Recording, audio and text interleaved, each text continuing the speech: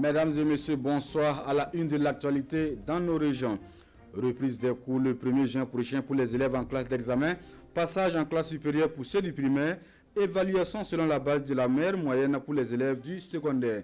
Ainsi en a décidé l'exécutif burkinabé en conseil des ministres après la fermeture des écoles pour cause de coronavirus. Une décision diversement appréciée par les parents d'élèves. Constat à Gawa dans ce journal. Séance de partage d'expérience en matière d'élevage. Le Lalé Naba Tigré dévoile ainsi son secret en élevage aux éleveurs de Pau. C'était à l'occasion de la journée à eux dédiée. L'objectif affiché selon le promoteur de la ferme Belouette, passer d'un élevage traditionnel extensif à un élevage plus moderne et plus bénéfique. Des détails dans un instant. Mesdames et messieurs, bonsoir. Une fois de plus, bienvenue à tous. Cela dit, les cours reprennent le 1er juin prochain sur toute l'étendue du territoire après plus de 2 mois d'interruption. Une rentrée des classes qui ne concerne que les élèves en classe d'examen selon une décision prise en conseil des ministres. Une décision diversement appréciée par les parents d'élèves à Gawa. Si certains la saluent, d'autres par contre expriment leur mécontentement. Kassim Tony et Lambert Souma ont tendu leur micro à quelques parents d'élèves. Nous suivons leur réaction. Les écoles du Burkina rouvrent leurs portes ce 1er juin. Sont concernées par cette réouverture les classes d'examen. Si les élèves des classes intermédiaires du primaire passent automatiquement en classe supérieure, ceux du secondaire seront évalués sur la base de la meilleure moyenne des 2 trimestres effectués. Cette décision est perçue différemment par les parents d'élèves. C'est avec amertume que nous acceptons la situation. Et je me dis que c'est après plusieurs réflexions, c'est après plusieurs analyses que les gars ont décidé, et le moindre mal peut-être c'est de faire passer les enfants en classe supérieure et essayer de voir comment on peut rattraper aussi pour les classes d'examen. Si on force la main et la pandémie là rebondit et que ce sont nos enfants qui meurent face à cette situation, qu'est-ce que nous allons dire? C'est le gouvernement qui a tué nos enfants ou bien c'est nous-mêmes qui avons tué nos enfants? Si ce parent d'élève semble être résigné, cet autre pense que la décision du gouvernement va impacter négativement le niveau des élèves burkinabés. Lorsqu'on regarde le niveau d'exécution du programme, par exemple dans les petites classes Super 1, des classes intermédiaires, beaucoup de travail reste à faire. Ce qui devait être fait dans les classes, la classe antérieure. L'année prochaine, il y a un autre programme de la classe supérieure qui est là. Donc moi je pense que c'est une façon de rabattre le niveau des enfants, de rabaisser toujours le niveau des enfants. Les syndicats de l'éducation, eux, affirment que le gouvernement met la charrue avant les bœufs. Il aurait fallu de larges concertations avec toutes les parties prenantes pour s'entendre sur un calendrier de sortie de crise. Le gouvernement lutte à ce qu'il y ait un sauvetage de l'année scolaire, alors que nous, au niveau du syndicat, nous ne parlons pas de sauver l'année scolaire, mais de rattrapage. Et nous pensons que nous avions tous les moyens, dans la cascade des décisions qui ont été prises, faire passer des élèves en classe supérieure et par rapport aux conditions qui ont été édictées par eux, ça ne donne pas la valeur intrinsèque de celui qui va en classe supérieure. Le sort de cette année étant déjà scellé pour ces parents d'élèves, l'année scolaire 2020-2021 doit s'effectuer assez tôt. Si on prend la rentrée au début de septembre même, pour vraiment encore faire un renfort de ce qui était échappé, bon, vraiment ça va aider les élèves. Sinon, surtout ceux qui sont en 4e et ceux qui sont en CM1, on les fait passer. Si on ne reprend pas le cours très tôt, les examens de l'année prochaine, ça va être difficile pour les enfants.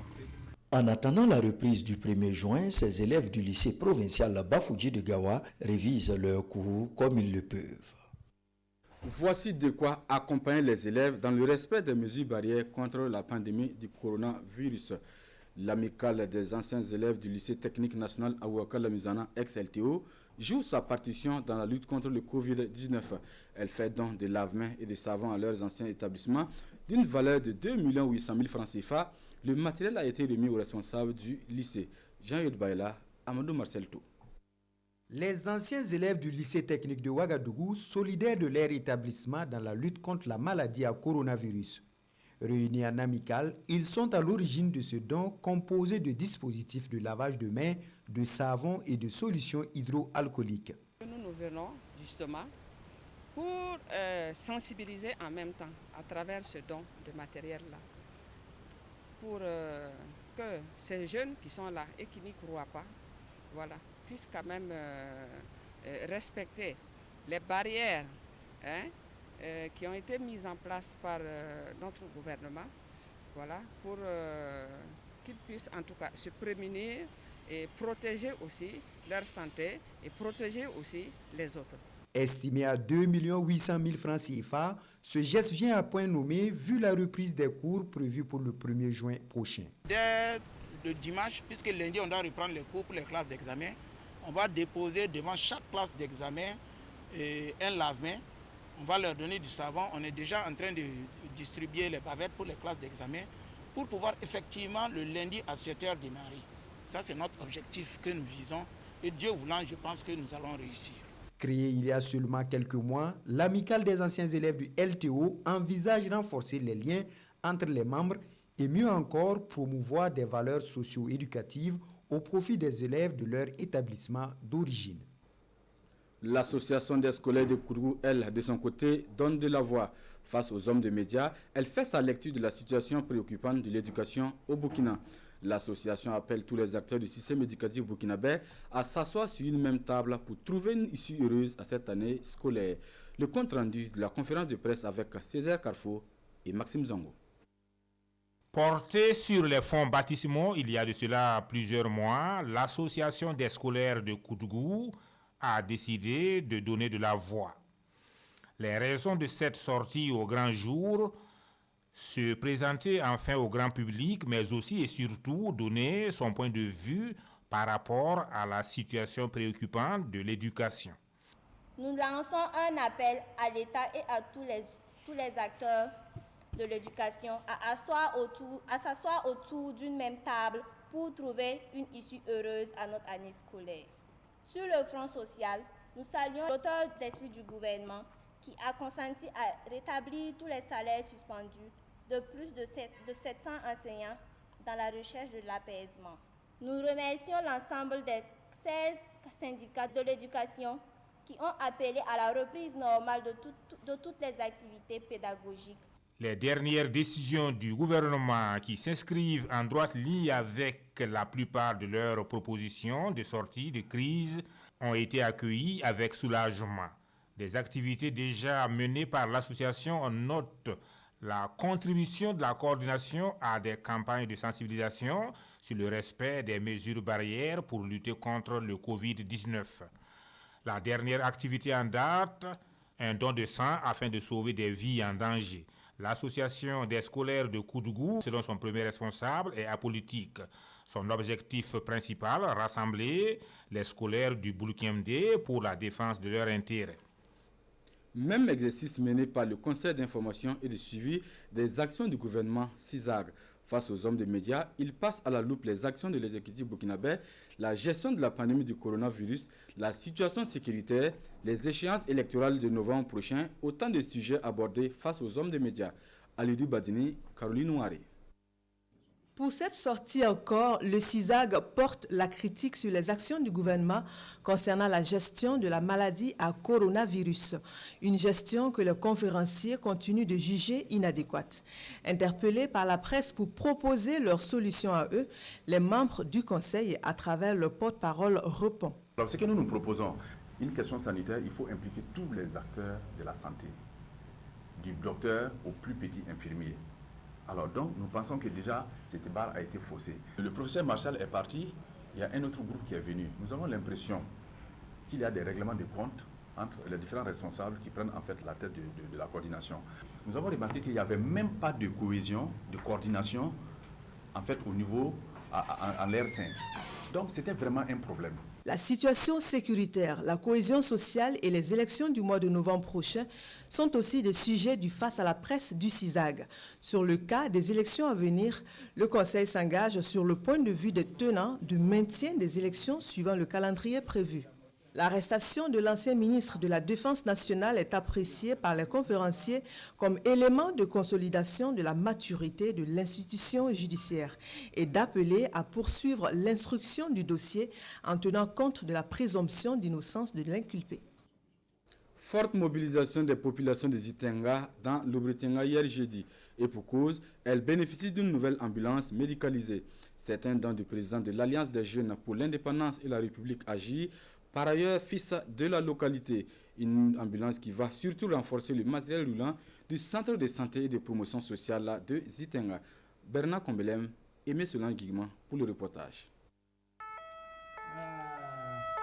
Une nouvelle ambulance pour la commune de Zitenga, c'est l'œuvre d'un fils de la localité en la personne de Adama Kanazoué, président de l'Alliance des jeunes pour l'indépendance et la République Agir. Il était vraiment question de soulager ces dames qui, par moment, par manque, donc faute d'ambulance, étaient dans des situations difficiles. Surtout quand il fallait les évacuer suite à des difficultés liées à la couche. Mais naturellement, il y a également un certain nombre de cas d'évacuation rendus difficiles par l'absence d'ambulance. C'est une façon pour nous, en tant que collaborateurs du chef de l'État, de perpétuer sur le terrain la dynamique que le chef d'État a voulu insuffler. Un don qui vient soulager la population de Zitenga et renforcer le matériel roulant du CSPS de la localité. C'est une épine à moi, parce que le système d'évacuation souffre un peu dans notre système sanitaire, notamment le manque d'ambulances, la vacuité, le mauvais état des ambulances. Donc cette ambulance est vraiment la bienvenue dans cette commune de Zitenga. Je ne dirais même pas Zitenga, parce que souvent l'ambulance peut être amenée à redéployer ailleurs pour soulager. Donc vraiment, on a remercié beaucoup vraiment cet effort. Parce que depuis l'année passée, vraiment les communes de Zitenga n'avaient pas d'ambulances. Chaque fois l'évacuation des malades, il faut les tricycles, il faut les s'arrêter. Mais aujourd'hui, en tout cas, nos problèmes ont été soulagés. Les populations ont été invitées à contribuer à l'entretien du joyau. Dans un autre registre de l'actualité, passer de l'élevage traditionnel extensif à l'élevage plus moderne, voilà l'ambition du Lalé Naba Tigré.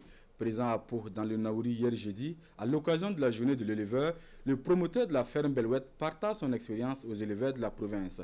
Et pour joindre l'acte à la parole, le Lalé Naba leur a remis des aliments pour bétail. C'était en présence de Paul-David Bambara et Sanouhan Christine Koulibaly. L'élevage en stabilisation est plus rentable à tout point de vue. Non seulement on a les déchets pour en faire du fumier, et encore, quand c'est intensif, on a une chair encore plus importante. Et il y a aussi le lait. Pour ces raisons et bien d'autres, il est plus que temps de changer le mode et les techniques d'élevage au Burkina Faso. Passionné d'agriculture et d'élevage, le Lalé Naba Tigré partage ici son expérience avec ses éleveurs de la province du Naouri. Les vaches qui marchent beaucoup ne peuvent pas donner plus d'1 litre par jour. Alors que les mêmes vaches, chez moi, peuvent donner 5 litres à 6 litres rien que le matin et 2 litres le soir. Alors, et c'est des vaches burkinabés. En dehors de cela, il faut planter des arbres fourragers, il faut aussi cultiver le fourrage. Du côté de ces éleveurs, l'on se dit conscient et même que l'on s'inscrit de plus en plus dans cette dynamique. En tout cas, c'est l'une des raisons d'être de l'association Dental Épinal. L'objectif de notre association, c'est de moderniser l'élevage. Et moderniser l'élevage, c'est quoi? C'est de changer le système d'élevage que nous pratiquons. Aujourd'hui, on ne peut pas conduire sans tête de bétail, en tout cas pour s'en sortir, parce qu'on n'a même pas assez d'espace pour ça. Donc il faut obligatoirement aller à l'intensification, qui est plus productive et qui permet même à éduquer nos enfants. L'hôte du jour n'est pas venu les mains vides. Quelques sacs d'aliments pour bétail et du savon ont été remis à ces éleveurs. On s'arrête là pour cette édition du 19h sur la télévision du Burkina. Merci de nous avoir suivis tout au long de cette semaine. Bonne suite des programmes.